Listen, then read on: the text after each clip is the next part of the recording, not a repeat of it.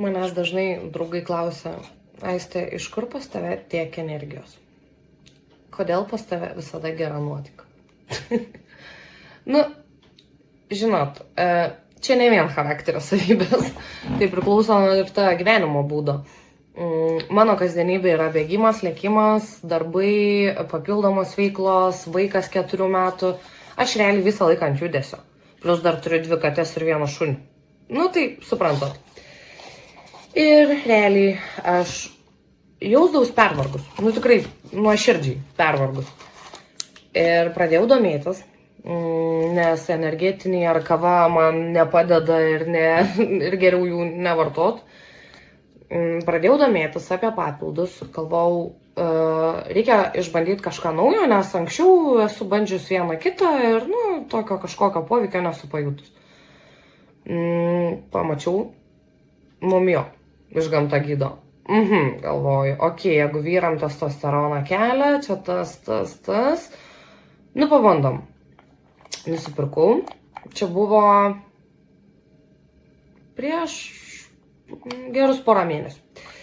Ir, galvoju, pabandysiu. Vartojimas, kiek yra rekomenduotina, tai ištirpinti žirnio dydžio dervos vandens stiklinėje. Aš sakau, paragausiu paprastai. Žinokit, dabar turiu priklausomybę jam. Nežinau, kam daviau paragauti. Tai buvo labai nustebęs skoniu, nes sako, su nieko nesulyginsi. O man tai pradėjo patikti. Aš kiekvieną dieną tiesiog laukiu to momento, kada aš galėsiu jį suvalgyti. Aš jį dažniausiai vartoju ryte. Nes man tada aš sunkiausiai atsikeliu, palyginus su kitais žmonėm, kurie keliasi 7 ryto ir jiem nėra problemų, man yra didelė problema. Tai šitas reikalas man padeda. Ir pastebėjau, kad mano ta energija, žinot, kai kavos išgeria, tik šokteli ir po to nusodina. Čia nesodina ir mane to žiauriai nustebino. Dėl ko aš nenustoju 2 mėnesius jo vartot, nes aš jau pajaučiau, realiai aš per pirmą gal savaitę jau pajaučiau, kad kažkas ne taip, kažkas kitaip, bet galvojau, gal čia veikia oras, dar kažkas.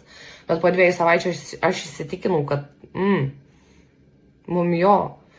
Tarp kitko, mano močiutė prieš 40 metų jį vartojo.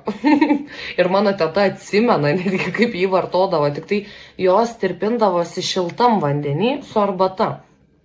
Ne, man patinka jisai grynas. Žinokit, priklausomybė. O čia, kai dar tiek gėrio, patikėkit.